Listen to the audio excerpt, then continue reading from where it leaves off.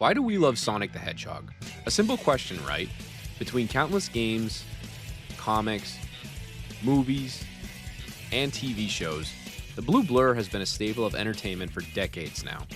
But I want to get to the root of it and really think about why I became a fan in the first place.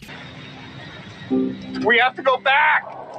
That's right, all the way back to the mid-90s, before the internet and cell phones and video games are what we all know today. For us veteran Sonic fans, we remember the epic battle between Nintendo and Sega, the OG console war.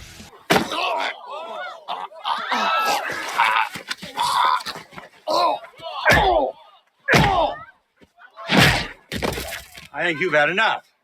Before they started attending the Olympics together, Mario and Sonic were bitter rivals for opposing companies. Now, no disrespect to Mario, but Sonic grabbed my attention first for multiple reasons. The first being I was a comic book kid real early on in life, and Sonic comics were some of my favorite readings back in the day. I still can't forget the issue where Robotnik and Sonic essentially fought to the death.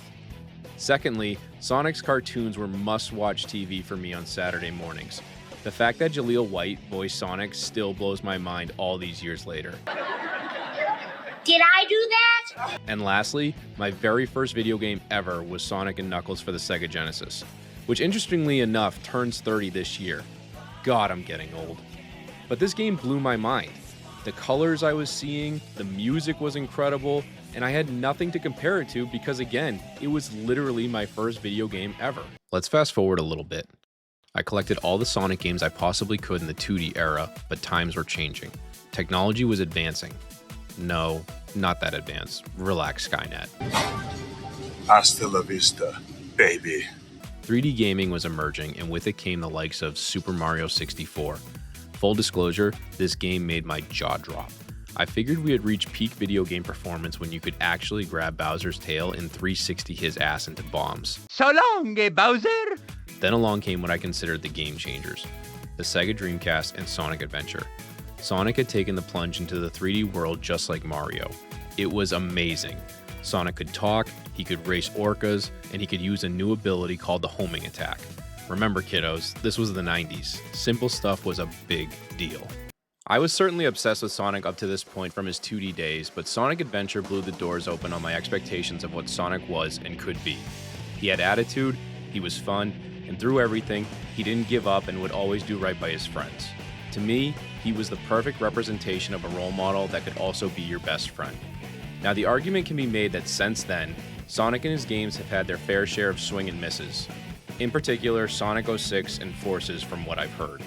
But truth be told, I feel that I became a Sonic fan at the best possible time because I was never disappointed when I sat down to collect the Chaos Emeralds or smack around Dr. Eggman again for blowing up half the moon. Sonic was and still is like a comfort food to me.